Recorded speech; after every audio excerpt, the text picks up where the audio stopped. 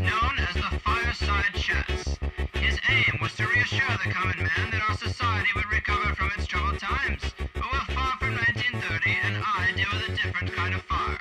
For a new era of worldly frustration, we offer a fresh conversation.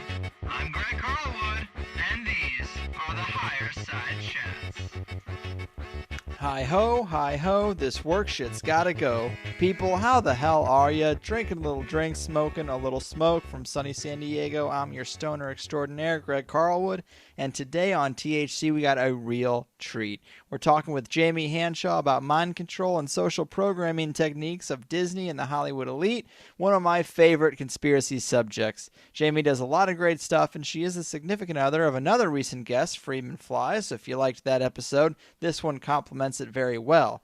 If you like this THC, please share it with your people or subscribe, or most importantly, give me a review on iTunes or YouTube or wherever you listen. The algorithms that recommend new shows to people use those likes and reviews, so please, I've got a couple thousand people listening and 29 fucking iTunes reviews. I can't live like this, guys. So please, hook it up while you're listening. I'd love you for it. And of course, we're still continuing on with the THC Money Bomb, where I'm going to total up the donations received by episode 85, and half will help support the show, and the other half will be gifted back to one of you guys. Of course, to keep it legal, you don't have to donate to win. It just makes the winning so much sweeter. You can get the full details at thehighersidechats.com/donate. And let's get this party started in that rapid-fire THC way that I love so much. Here's my man Rob Davin of Dark Space TV with this week's news and your higher education. Then on the other side, we're talking with Jamie Hanshaw. The floor is yours, Rob. What's the good word? Thanks, Greg. This week, we're going to start off talking about some Earth changes. Cyclone Cleopatra. Italy declares state of emergency after 18 killed in Sardinia. A state of emergency has been declared after at least 18 people were killed in a cyclone on the Italian island of Sardinia. In the worst storm in decades, rivers burst their banks, cars were swept away, and bridges collapsed in the towns of Olbia and near Nero. Among the dead is a family of 4 who were in their ground floor apartment when floodwaters came rushing through. Also in Earth Changes headlines, tornadoes and powerful storms hit the U.S. Midwest, killing 8. Dozens of tornadoes and intense thunderstorms swept across the U.S. Midwest on Sunday, leaving at least 8 people dead and unleashing powerful winds that flattened entire neighborhoods, flipped over cars, and uprooted trees. And now focusing on Japan's nuclear nightmare, David Suzuki's Fukushima warning video. It's dire and scary. David Suzuki, who is an ecological protester here in Canada, has issued a scary warning about Japan's Fukushima nuclear power plant, saying that if it falls in a future earthquake, it's bye-bye Japan, and the entire west coast of North America should be evacuated. An excerpt of the talk shows that Suzuki was outlining a frightening scenario that would result from the destruction of the nuclear power plant. Fukushima is the most terrifying situation I can imagine, he said. 3 of the 4 plants were destroyed in the earthquake and in the tsunami.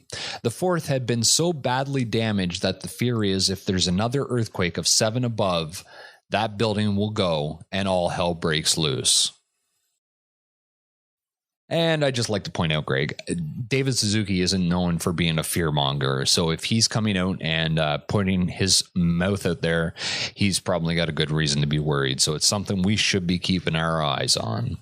And finally, one of the lesser-known disasters of the nuclear age. In late October 1960, about 150 families around the Soviet Union got letters notifying them that a loved one had died in a plane crash. It took 30 years for the public to be informed of what actually happened, and it's known as the Nedlin catastrophe, and it's one of the most chilling accidents of the nuclear age. Basically what happened, the Russian military was testing a new ICBM, and they moved it out onto the launch pad. In the process, a corrosive fuel actually managed to link and cover the launch pad in fumes and explosive liquids. they decided they were going to do a test of the engines while nobody had noticed that this fuel was leaking. And at about 6:45 in the evening, the engines came to life. The combustion hit the fuel. The rocket exploded in a fireball that killed as many as 250 people on the launch pad. The wall of flame melted tar on a nearby road, sticking some people in place as fire moved towards them. Some people made it to the perimeter fence only to be caught up in barbed wire. As a last resort, some people flung themselves into ditches, out of the way of the flames, but then to be poisoned by the fumes of the ignited fuel. About 150 people died, some of them immediately, some of them days after suffering in the hospital.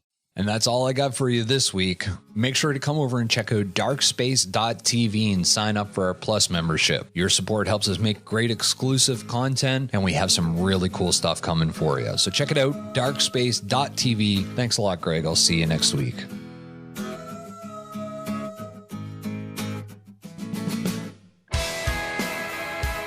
All right, Higherside Chatters, today is going to be another deep-level look at magic, sorcery, mind control, and the way they've been injected into pop culture and entertainment by the magic wand wavers in Hollywood and the Disney dynasty to manipulate our minds into a sick addiction of petty consumerism, which provides the financial fuel that ultimately gives them their power and allows their stranglehold to grow stronger. It's a messed up situation we've got ourselves in, people, and today's guest is going to help us shine a light on these dark arts. Her name is Jamie Hanshaw, and she's been studying this stuff for many years along with her partner Freeman, who was my guest just a few shows back in episode 78. The two of them have laid out their radical research in a magazine book called Weird Stuff, Operation Culture Creation, and I couldn't be more psyched to talk about it. Jamie, welcome to the show. Thank you for having me. Of course. Yeah, thanks for being here. This is one of my favorite topics in the conspiracy world, and Weird Stuff is one of the best explorations of mind control and pop culture that I've seen recently. It's really awesome. I also grew up as an only child in the Midwest and consumed so much of this media and pop culture, so learning about the subtext of sorcery and mind control embedded in it is just fascinating to me. Yeah, I think that I wanted to write something that people like us could share with the skeptics in their life, those people who aren't really willing to look at a lot of videos or read a lot of books, but I wanted to make something that they could put in their hands and just say, here, flip through this, and then maybe we can talk later. So it's fully illustrated, and it's got a lot of color pictures, and it's in a tabloid magazine format, which is easy for a lot of people to digest. I kind of made it sort of like a trestle board in a way where I was highlighting everything that I think needed further study and independent study, and just past that you could open up, gateway conspiracies to get people just introduced to these hard subjects. Yeah, I mean, there are some pretty deep gateways too. A lot of the stuff is way down there. I love it. But you do a great job in Weird Stuff of giving the history of magic and mind control in media and advertising. Let's start off there. I mean, how do we end up against such a finely tuned monster? Mm-hmm. I mean, we can go into the history of Hollywood. I talk a lot about in Weird Stuff about, Thomas Edison and the creators of Hollywood, Carl Laemmle. Yeah, I mean, there's that bit about the one of the first times it was used publicly, subliminal advertising, is they flashed, what was it, Enjoy Coke in between commercials, and there was an actual effect on the audience, right? Mm-hmm. Yeah, like 50%, I think they saw their sales go up after they just did that. But so, yeah, we are tracking a little bit of the subliminal, a little bit of the hidden symbols, but what we found is that the overt message of the actual art piece is more perverted than any subliminal could even come close to. That's true too. Another thing you talk about is just the history of TV and video entertainment. I thought this was really interesting because I never made the connection before between old peep show Nickelodeons and the Nickelodeon TV network and their practice of quote unquote sliming kids, and that being symbolic of ejaculating on children. That's pretty sick stuff. Right. So yeah, so the first Nickelodeons, like we were going over in part 1 with the in the chapter called Sorcerers and Robots about the history of Hollywood, and you're absolutely right. The Nickelodeons were the first kind of vaudeville peep show where you could pay a nickel to see a girly dance or whatever, and this became, the biggest kids television network on the planet. And you're right, their slime or their gack or whatever you want to call it looks exactly like an ejaculation. Yeah, years and years of watching Nickelodeon and watching that happen, and I never thought about that, but that's the kind of stuff we're talking about. Once you see it, it seems so obvious, but I don't know. I guess it resonates in the subconscious on some level. Yeah, and then you can just Google any Nickelodeon Eye in the Pyramid, and you see a lot of their logos feature that, the eye, the all-seeing eye that everybody attributes to the Illuminati.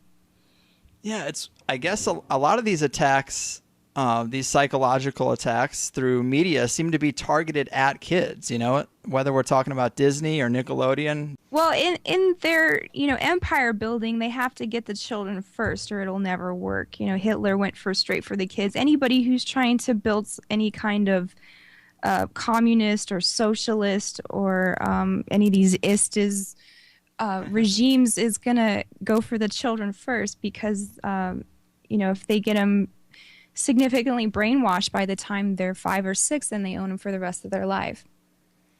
And TV screens are just so damn hypnotic too. I mean, I see so many people just stare at them and zone out. I'll be talking to someone and they'll be like, "What'd you say?" I'll go on for like 5 minutes and they're staring at the TV. Right. Well, they've pretty much perfected the flicker rate, and I don't have the details on this, but it's the perfect rate to get you into the alpha or really relaxed kind of hypnotic state where they can just preach right into your subconscious whatever they want to say.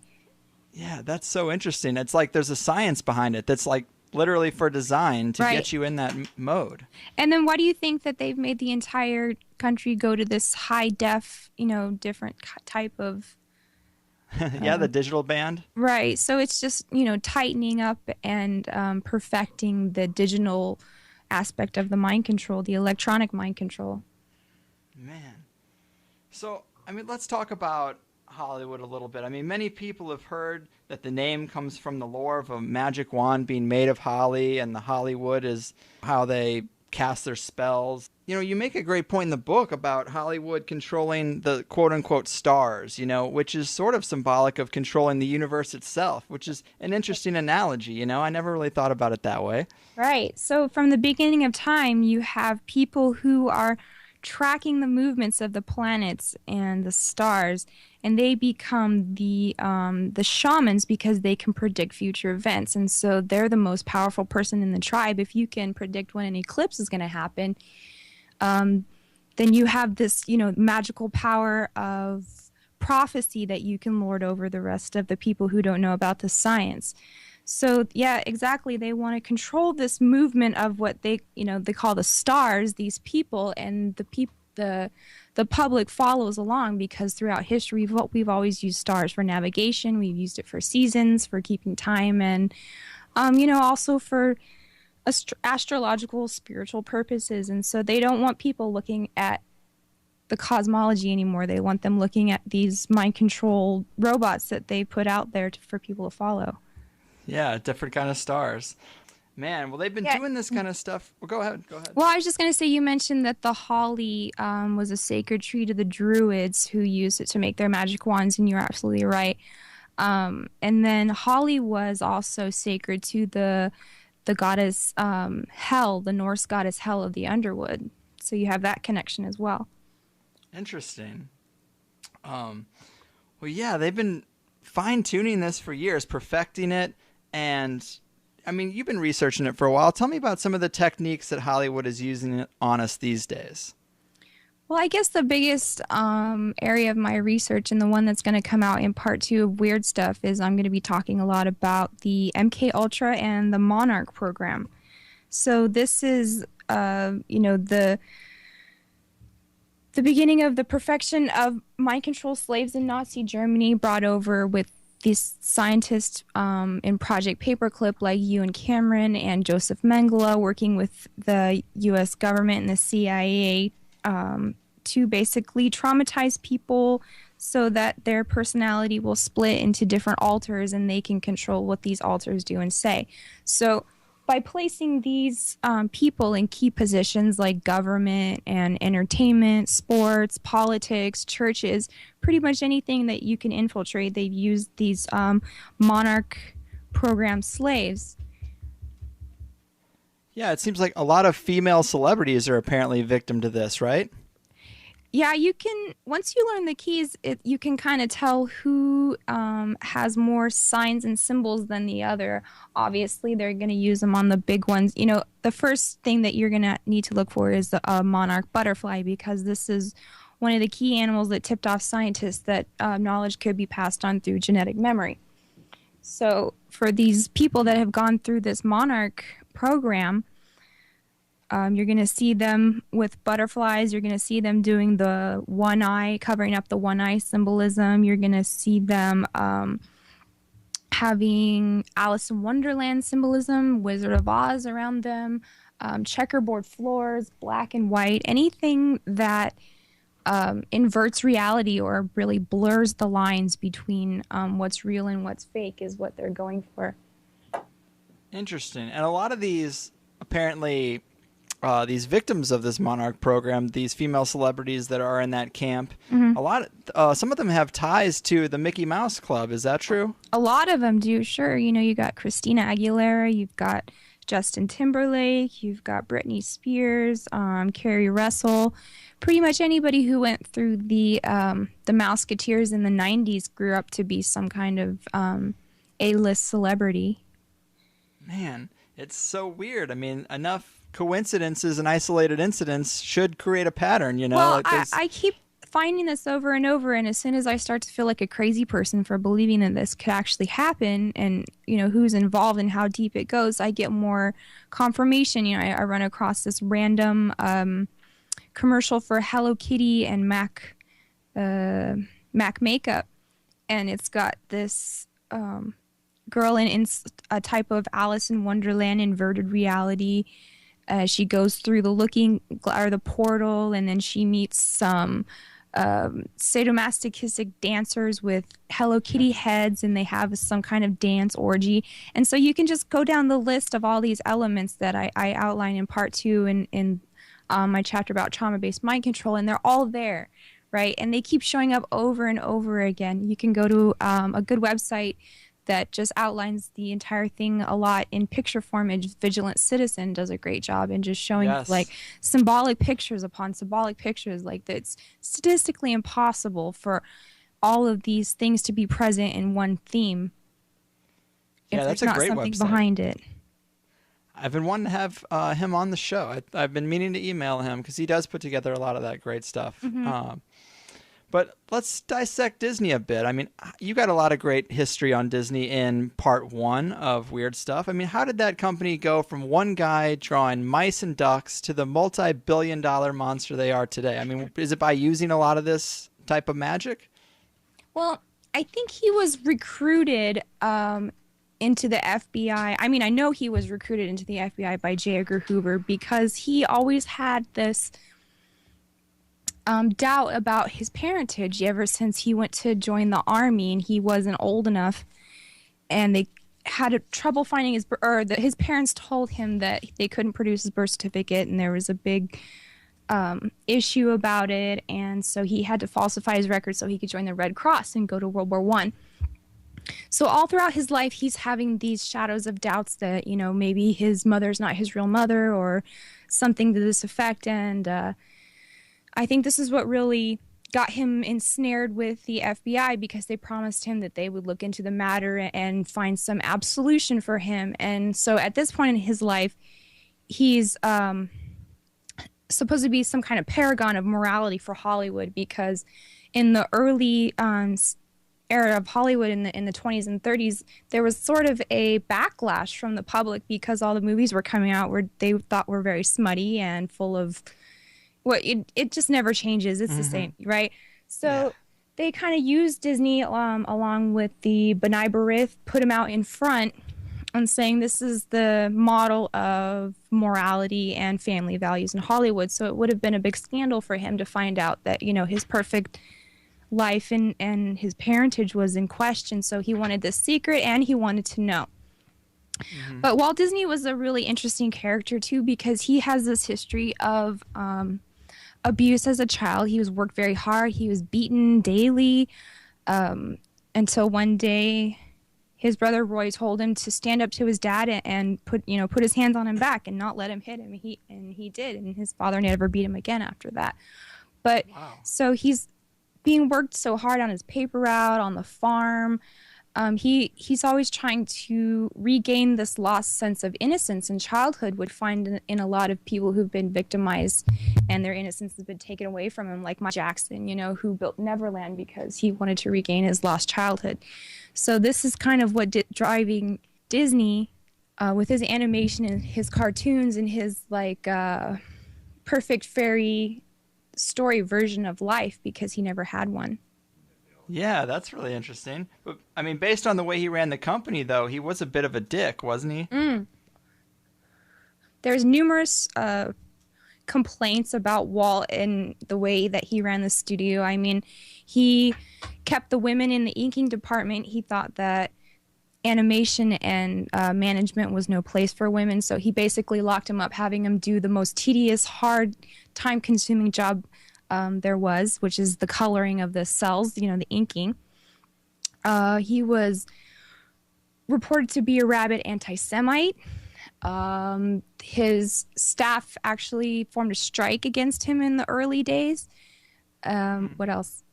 Oh, he was the only one. He ran his studio just like, typical Nazi hierarchical fashion. And he was the dictator and everybody else had to do what he said. And there was no egalitarianism going on at Disney Studios under Walt.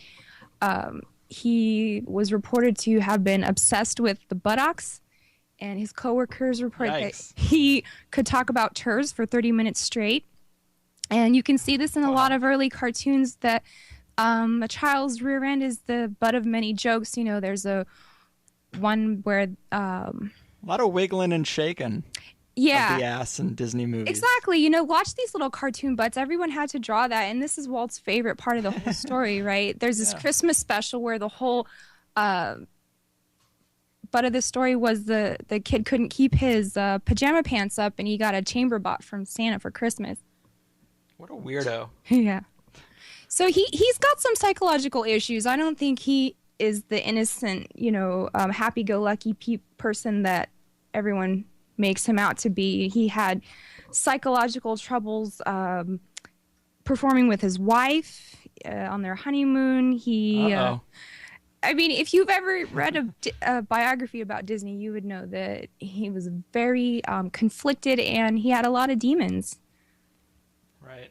He actually, had a nervous breakdown, and he gave the whole studio over to Roy Disney to run while he went on a trip to South America for the government, because if he was having a nervous breakdown because of all the pressures. And so I'm linking up the government, or the CIA, the FBI, with Walt Disney, because I'm trying to prove that they're using Disneyland, Disney World as part of this monarch programming and also meta programming of the entire population. So they use the parks and things for actual trauma sessions, and then they use the park itself to program the population in a different way. Yeah, I love the stuff about him working with government agencies, being an informant for outing communists during the Red Scare era. And I never really gave much thought to that whole era of blacklisting communists from Hollywood and why they went for Hollywood, but it makes so much more sense in the context of knowing how powerful messages are that come in the form of entertainment. So you got to make sure you have the right content creators in place. Well, the Nazis learned propaganda cartoons from Walt Disney and not the other way around. Yeah.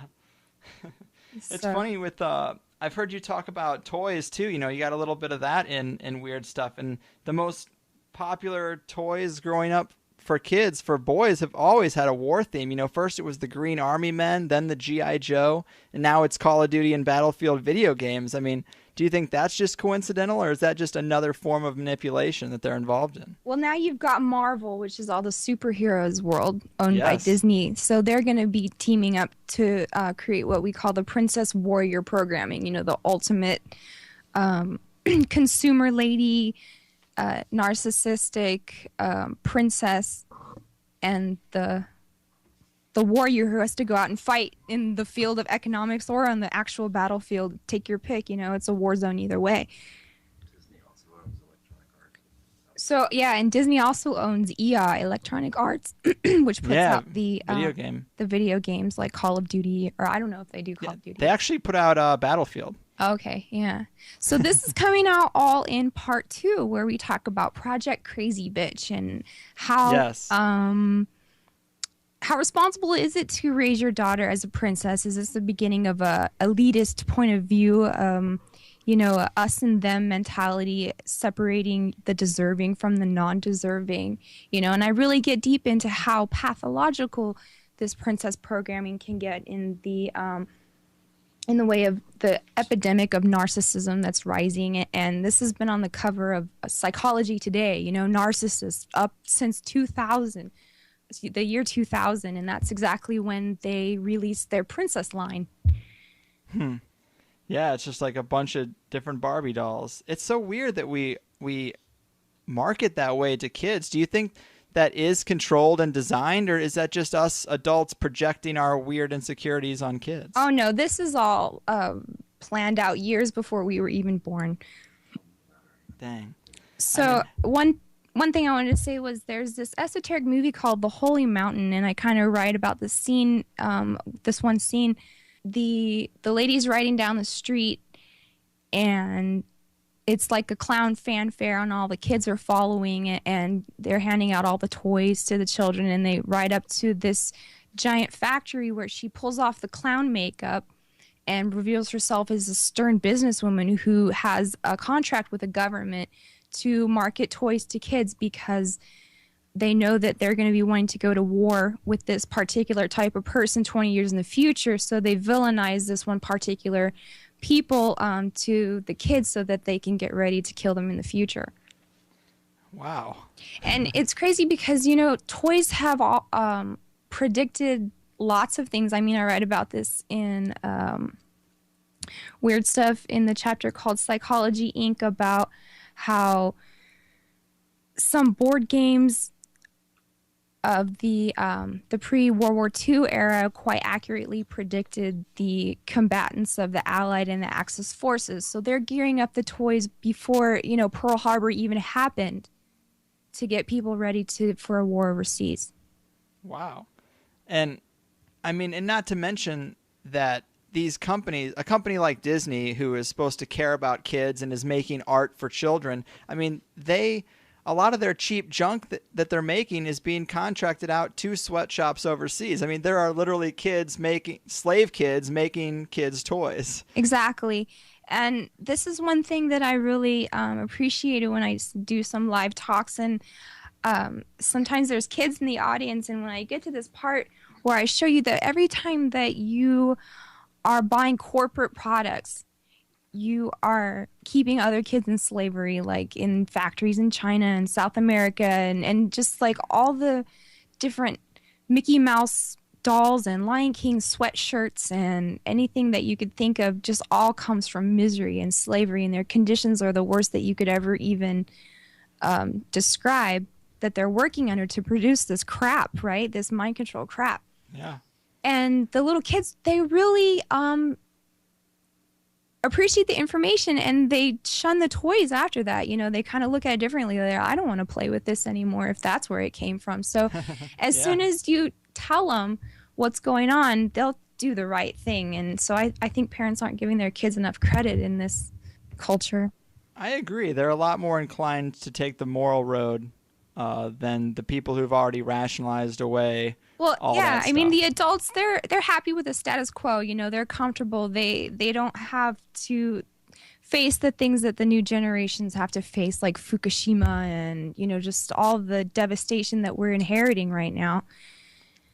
Yeah, I mean, well, anyone who has a smartphone, I mean, those components are harvested in Africa by the same type of slave system that pulls diamonds out. Right. You know? And So you got to be a bit of a dick to have a phone. you know, they even have safety nets installed on the sides of their buildings because of the suicide Yes. jumpers can't even take one more day of manufacturing your new iPhone, that they just want to end it all. And so they had to put nets because they had too many people just jump off the top of the building. Right. It's more economically viable to install nets than to just pay people a Right. decent wage. And speaking of this technology revolution, you know, in Japan, they actually have a word for dropping dead on the job. I don't know the word exactly right now, but it just literally means working yourself to death. God, it's such a shame. Well, let's talk a little bit more about the plots of some of these Disney movies. I mean, I've heard you talk about Chicken Little before. That's a pretty good analogy for the way we're viewed by the elite, is it not? It's almost as if they can see, you know, well, they can see because they've been doing these studies for hundreds of years. And people don't even know. We're so behind these think tanks, you know, these Tavistock Institutes and SRI. They've got people's mapped down to the finest detail of, you know, control mechanisms. So Chicken Little is interesting, and I do write about this in part 1, because it's a story about this fox who wants to get into the secure fence to eat all the chickens, but he needs Chicken Little to get them to leave their enclosure. So he throws this block of wood with a pentagram painted on it over the fence and hits Chicken Little on the head. And Chicken Little says, "The sky is falling," right? And nobody believes him. And so they have to discredit the actual leader. His name's Cocky Locky, and get him to step down. And so Chicken Little can take over and lead all the chickens because he's the one that knows the sky is falling. And so he leads them down the path right into the fox's lair. Yeah. So, you know, we I don't want to be mean, but we see some people who just are continually threatening the population with imminent destruction, getting them all in a tizzy and never offering solutions. And I think this is, you know, what a Chicken Little would be. Somebody Totally who's agree. just using the fear-based media for their own gain. And just like Chicken Little, they think they're doing the right thing. James. Man, I mean, are there any other Disney movies you would cite as good examples of plots that, if you read between the lines, have something weird going on? One I can think of right now is Tangled, the story about Rapunzel.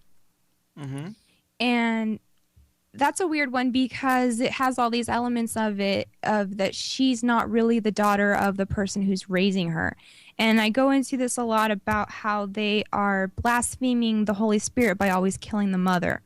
And in Tangled, they use this protective mother who keeps her daughter, basically locked up in a tower, make her into the bad witch who's trying to steal her soul, right? Mm-hmm. And so any child who watches this and then their mother tries to, keep them inside or keep them reined in, they're thinking in the back of their mind, well, rebel. And so at the end of the movie, it comes out that she's actually a princess and that was the evil witch. And she really belongs in the city. And this is another thing that I want to point out is like the cityfication of people and the worship of this like city state. You've got people worshiping New York City like it's the best place on earth, or any city really. Yeah. And so they're trying to get people out of nature and into this tighter control grid. You've got in San Francisco them building micro mini apartments. I mean, how much space are they going to cramp us into now? I know. It's messed up. So they lure the little girls away from their home and into the big city where they're just exposed to all kinds of perversion you could think of. One I've always thought was kind of interesting from a conspiratorial standpoint is Monsters, Inc. I mean, it's a movie about monsters that feed on the energy that's put out by fear in children. Exactly. And then at the end of the movie, they realize that it's laughter that's more powerful than fear, right? That's also a great point. Yeah.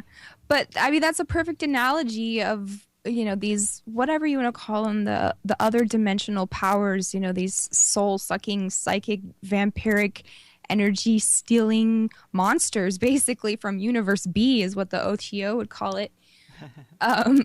But they do live off fear, and that's some kind of weird creational evolutionary thing that if the energy is produced, there's going to be something that lives off it. They find organisms that live off of anything, basically. And so these things live off fear. Yeah, and they grow stronger by fear.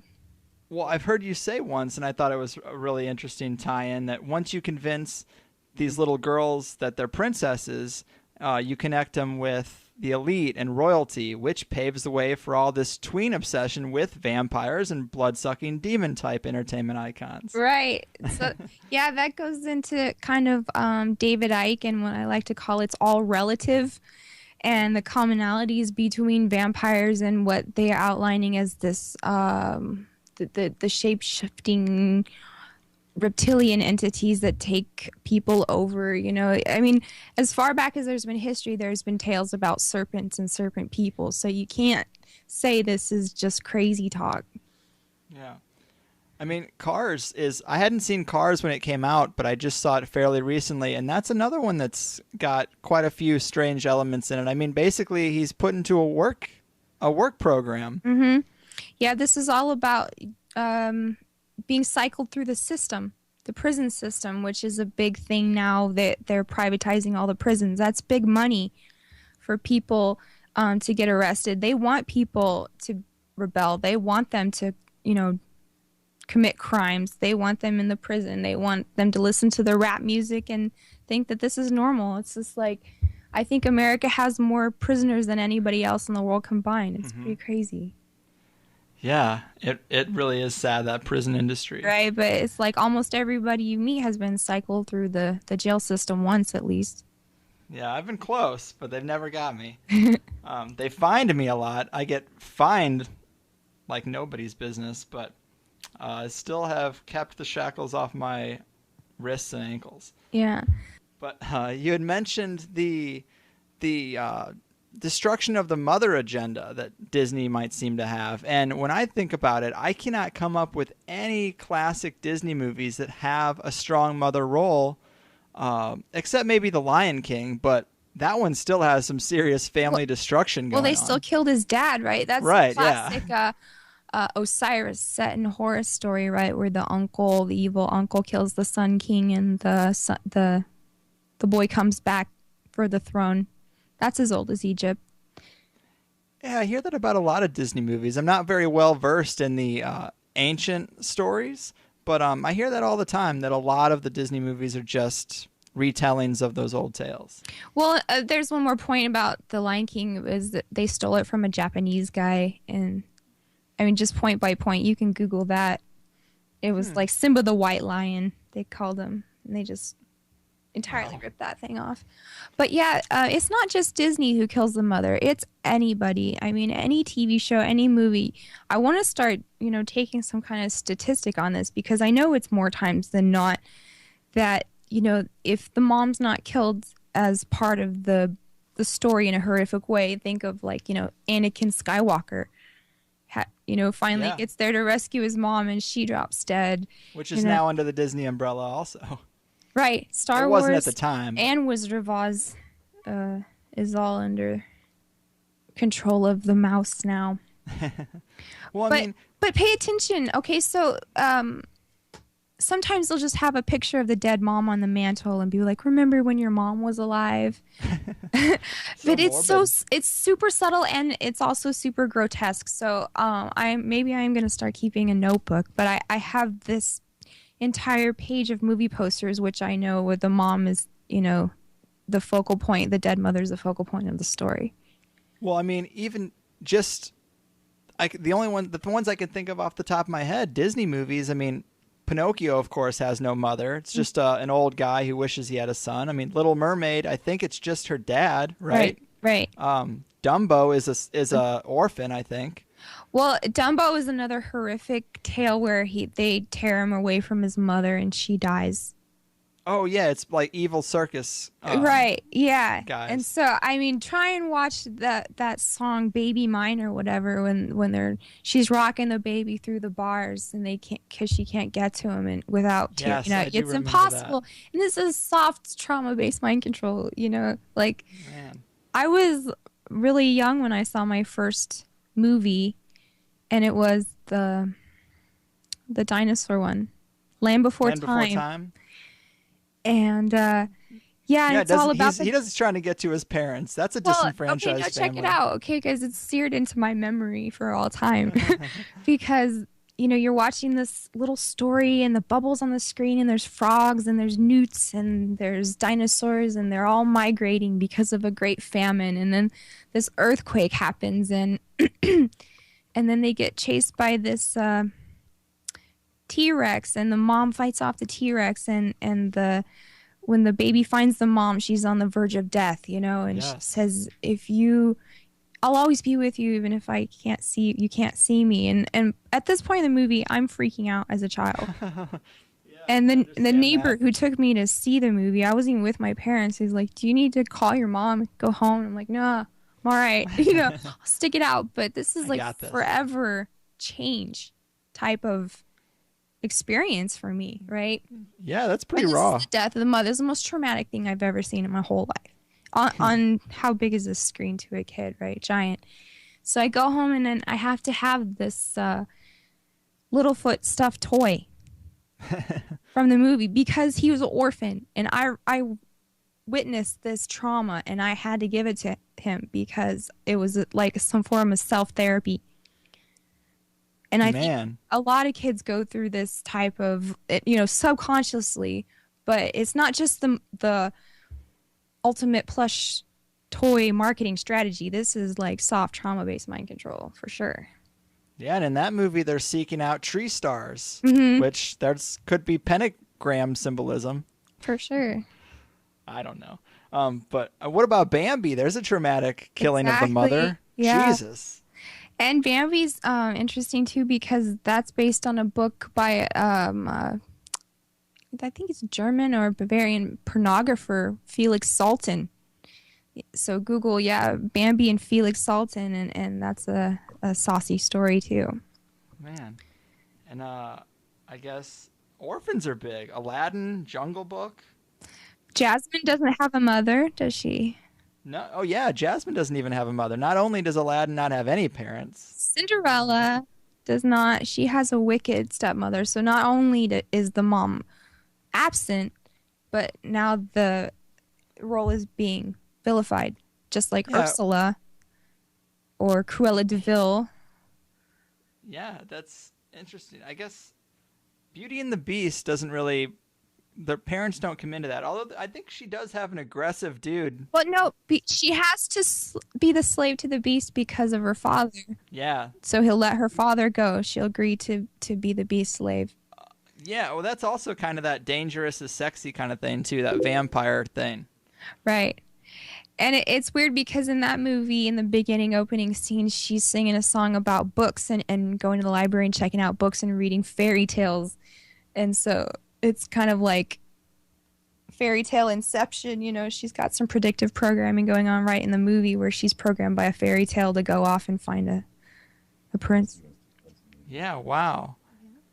I mean, Alice in Wonderland, I think that's Alice in Wonderland, Sword in the Stone, Peter Pan, Jungle Book. Most of those people are orphans, or I think Alice just doesn't connect with reality. She just wants to go down that rabbit hole. Right. And Alice in Wonderland is also one of the major monarch mind control themes because of its inverted reality. Because in programming, they want you to feel like pleasure is pain, hot is cold, anything that's opposite or inverted. So Alice in Wonderland goes great along because she never knows if she's in a dream. And this is a big part of the monarch system, too, is keeping people in a trance state and never knowing what's real and what is fantasy. Yeah, it's weird. I mean, Disney movies are starting to seem less creative to me all of a sudden. Well, they're not creative at all. They need our creativity. They're dark and they need they have to inject some innocent creativity in there sometimes, or they've just recycled themselves to hell. And I've heard that there's an element of their involvement is to replace our child's imagination with their version of it. Basically, people are less creative when they absorb corporate media versus actually just being a kid. Mm-hmm. Well, this is defined as sorcery.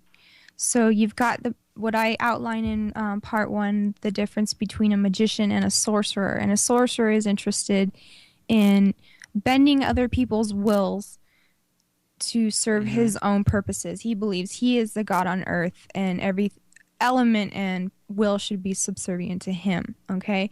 So by using our imagination against us, this is how they are creating, an army for the sorcerers, because the imagination and the will are the two things that any magic book will tell you are the mental faculties needed for the art of magic. And so Disney's slogan is, Imagineering, they say, or imaginations at work, or, how to capture your imagination is one of their slogans. So they're telling you exactly what they're doing. Exactly, yeah. It is all about magic. I mean, the Wish Upon a Star, Jiminy Cricket song, that could be a pentagram. Mm-hmm. I don't know. Sometimes it's hard to know what to attribute value to and what's just a coincidence.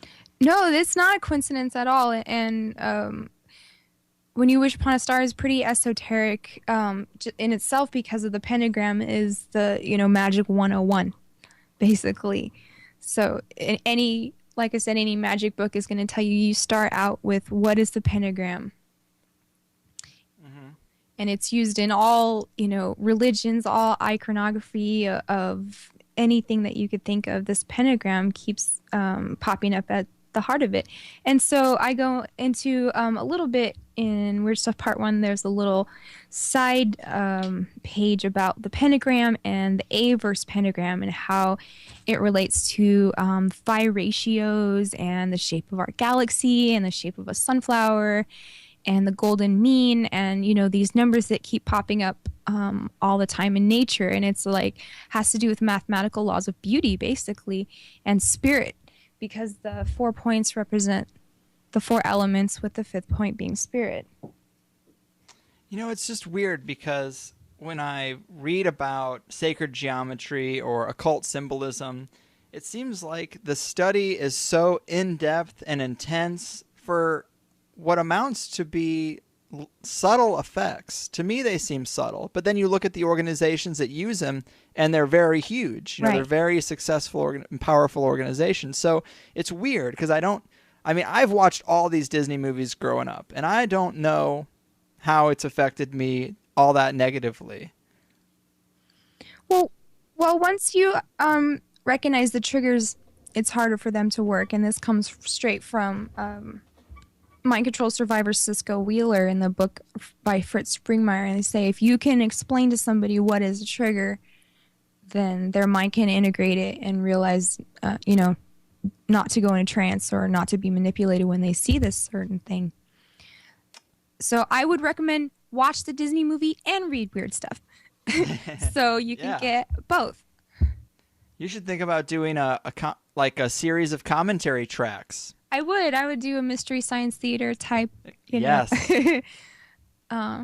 Heckling or basically just explaining what I see in the movie, because we go through it all the time. We're like, well, look at what they're doing here, and every movie we see, basically, we're just ripping it apart. Yeah, that would be awesome to listen to. Well, I don't know if I mentioned this too much, but it's an interesting story, and it goes along with what we're talking about. But Mars Needs Moms.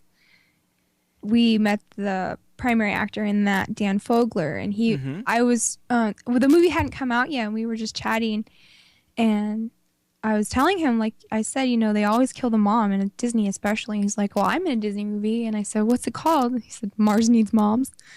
And so this is a story about them kidnapping mothers and taking them to Mars to program these nanny bots, because they've split the civilization into male and female.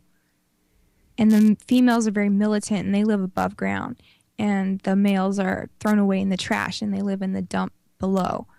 And so this boy gets his mother kidnapped and taken to Mars, and he has to rescue them and integrate the society of Mars in the process, because when they go into ancient caverns where all the old ones used to live, they find a stela portrait of a nuclear family, mom, dad, and baby, and they realize that this is really the way to be. And this goes back, you can see this in Masonry with the 47th proposition of Euclid. You see this with Isis, Osiris, and Horus. This Trinity is a holy thing, right? And they actually, Dan Fuller told me they yanked the movie early because, well, we don't know why, right? But I think it's because they were portraying this Holy Trinity as a solution. Yeah, maybe the movies, they make a ton of movies. They're a huge studio. Maybe the ones that end up with a positive message don't get nearly the press or the push that the ones that fit the agenda do. Well, heck no. And that's, the practice of the whole system. I mean, that. But it's just odd because, obviously a company like Disney is very systematic and their influence is pretty widespread. But the effects of these techniques seems, I don't know, fairly subtle.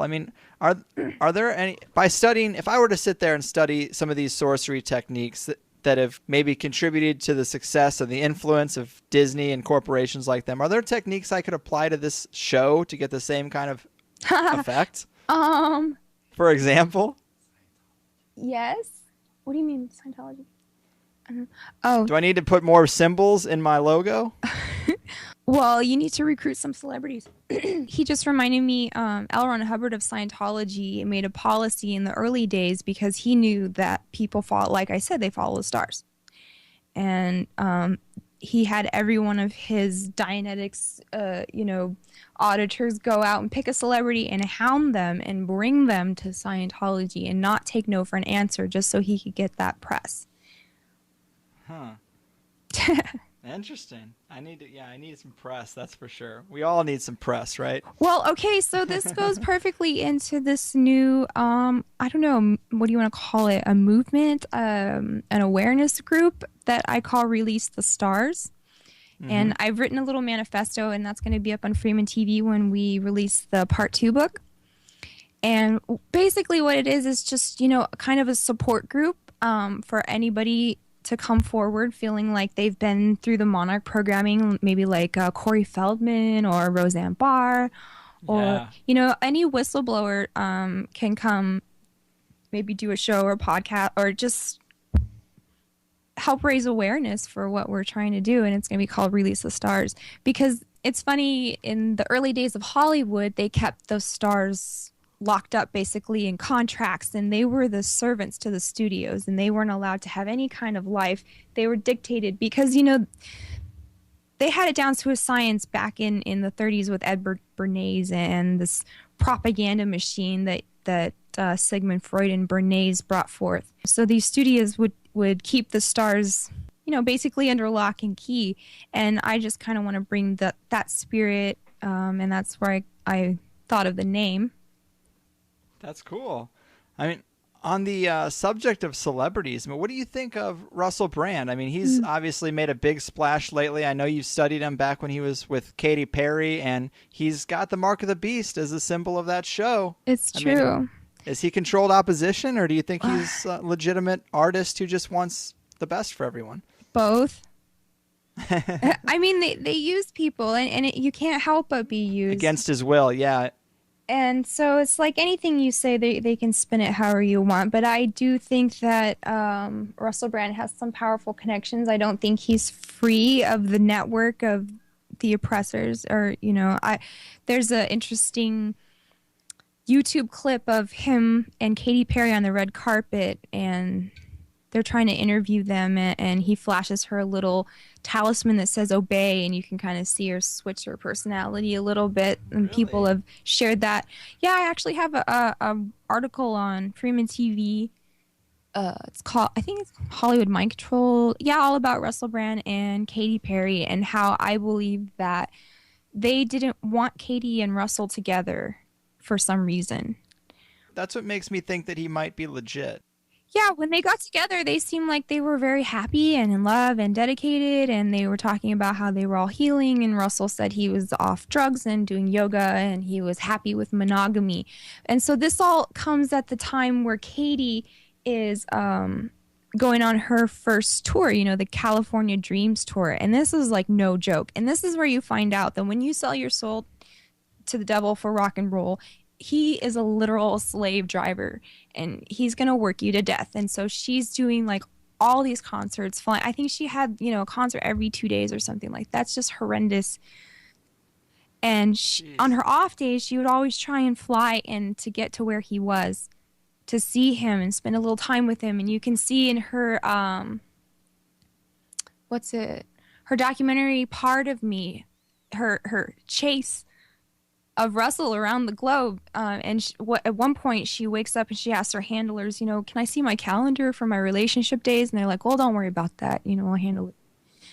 And at one point she's just, broken down into tears. It's like 10 minutes before showtime and she's not ready at all. And she's just bawling, blabbering because she's, had a fight with Russell or some kind of argument. And they give her a trinket from her trinket box, and it's some necklace that Russell gave her, and she just goes off into tears again. And, we really feel for these people because they're real people, and they're really suffering under all the stress of this. It's not glamorous, and it's not fun, and it's not, freedom. It's really slavery. And so you can see her, she's, wiping the tears off her eyes right up until her little peppermint breasts start to spin when she goes on stage.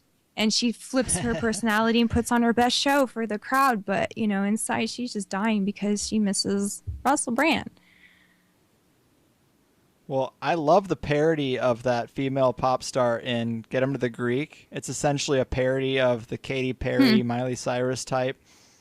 Yeah, I think they met funny. on the filming of that movie. Could be. She might have actually played that actress. I really don't know. But yeah, so you see this whole relationship being torn apart, and it's not because these two didn't love each other. There's handlers, there's controllers, there's manipulators, and this is about the time Russell's having like David Icke and Laura Eisenhower, right. And Graham really Hancock. kind of trying to push the bounds of perception a little bit and try and bring these ideas to the mainstream. So maybe they didn't want them together. Who can say? But there is that element that now Russell is blown up as a bastion for the truth movement, and I see all my friends who've been doing this for 20 years just shake their head like, I wish I had this kind of press. Yeah, it was that kind of clout. And it's true. But I thought that was a pretty selfless thing to say when he was like, I'm not saying anything that hasn't been said. And he rattles off the authors that he really admires and respects. And he's like, these guys, the ones who taught me these things. Yeah, I don't judge anybody until I actually meet them. And then I just never know. I take them however they treat me. But what was I going to say about? Oh, yeah, he did use, the mark of the beast for his Brand X. And so this is kind of like what's going on. And I don't think Russell Brand knows who the heck Nodens is or who the heck Alistair. Maybe he knows who Crowley is, but I don't think he's ever read Kenneth Grant to see that, yeah, the mark of the beast is this O and the X, and it symbolizes the androgynous god, of Nodens or Pan. I don't think he knows this. It's the marketing experts, the corporate people. Yeah.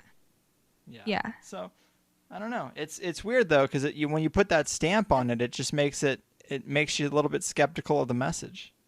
But yeah, I know. And also, it just seems like if he was really disrupting things, it'd be just so easy to kill him. Well, you can't kill somebody because then you make them more popular. There's games of strategy going on here. This is the epic chess game. And so they know that if they assassinate someone, then they're going to get way more press than they ever could if they just left them alone.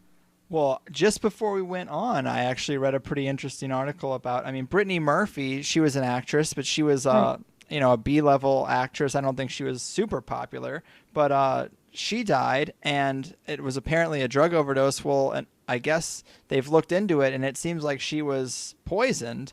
And oh, maybe you've looked at this. Her dad said it was heavy metal poison. Yeah, that's weird. I mean, yeah, true. And also, these girls are used for, ritual sacrifice as well. It would be so awesome. It'd probably be my favorite show to watch ever if you could get into some situation where it's like a Jay Leno late night show, and you can get people like Christina Aguilera, Katy Perry to come out and really disclose things and talk in a candid manner. That would be probably the most entertaining thing I could ever see. I would hope so. I mean, that's where I hope I'm going with Release the Stars. Let's get their attention and hear their stories, because ultimately I feel for them.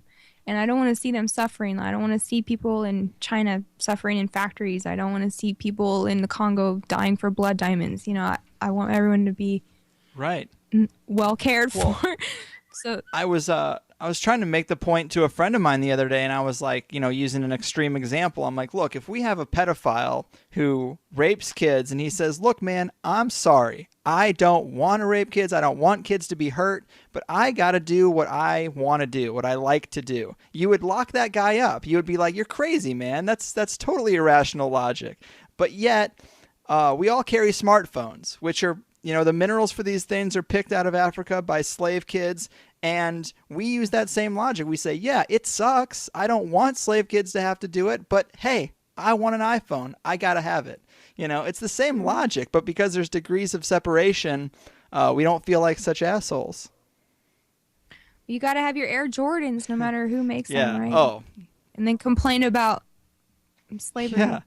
It's a real shame. Yeah. And another thing I wanted to bring about Katy Perry was that she was used heavily for military programming and Obama programming. Really?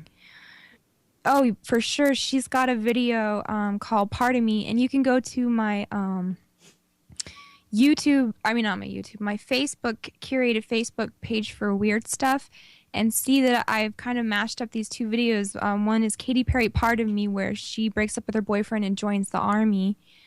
And the video is about her going through boot camp and, becoming a stronger woman, blah, blah, blah. And then the second video is the story of this poor vet lady who was raped by her commanding officer and dishonorably discharged. And then they botched a surgery. They tried to take her ovary, and instead they took her colon, and so she had to have, she's just screwed up. So it's like the programming versus the reality, right? Of what they tell you is going to happen to you in the military and what actually happens. They treat you like garbage and they mind control you. So, you can see Katy Perry coming out in concert dresses in the shape of a ballot during the election with Obama check marked on it. It says Mitt Romney, Obama, and Obama has the check next to it. She had several of those dresses. They used her in like USO shows and what was the other? I know she had several Obama dresses. But, so this is, Obama, how do you think he got elected? Okay, so he's using the celebrities. Right. Yeah. There was a huge movement. People follow the stars. That was definitely, there was a spell cast over all the mainstream media on that guy. Man, well, one thing I wanted to talk about before we go, you talk about fighting back and coping with all these psychological attacks by practicing slack magic. You want to give us some details about that? Okay, this is, a chapter you can find in Weird Stuff Part 1, a treatise on slack magic, and there's 7 formulas that I kind of made up because I thought, in my weird mind that magic should be easy and it should be effortless and it should be, kind of like magic. Yeah. And so I outlined these 7 principles, and I hope to be adding 3 more in the upcoming books about slack magic. But yeah, it's sort of like Christianity meets Church of the Subgenus meets the Tao. Interesting. And it's the antithesis of black magic, and so there's no ritual involved, and that's kind of where the slack comes in. It's all kind of based on the miraculous, and how many miracles can you manifest for yourself by just treating yourself and others right. Pinky's out to steal your slack. Yeah, he said, so it's funny because in the Church of the Subgenius, a pinky is a person who can't see the conspiracy. And they say that the ultimate conspiracy of the world is to rob you of your slack or your time or your free time or your imagination. Amen. You know, the slack can be replaced by